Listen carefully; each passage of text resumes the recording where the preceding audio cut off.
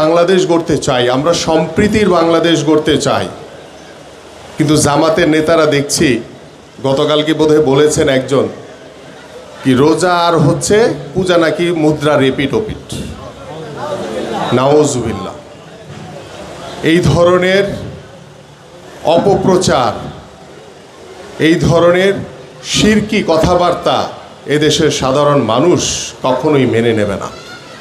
যেখানে আমরা চাই একটি অসাম্প্রদায়িক বাংলাদেশ গড়তে, আমরা চাই একটি সম্প্রীতির বাংলাদেশ গড়তে, যেখানে মুসলমান, হিন্দু, বৌদ্ধ, খ্রিস্টান, যেই ধর্মেরই হোক না কেন, আমরা সবার ধর্মকে সম্মান করি।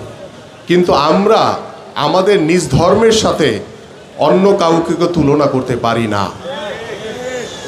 আমরা চাই সকল ধর্মের মানুষ আমরা একই ছাদের নিচে পরিবারের মতো ভ্রাতৃত্ববোধ, আন্তরিকতা, সৌহার্দ্যপূর্ণ সম্পর্ক রেখে, একটি সহমর্মিতা রেখে আমরা যাতে একে অপরের সাথে বসবাস করতে পারি।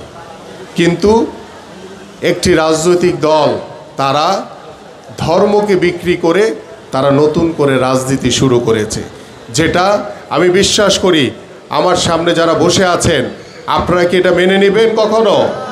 কখনো এটা মেনে নেবেন না। তাই প্রিয় উপস্থিতি, আমি আমার বক্তব্য দীর্ঘায়িত করব না।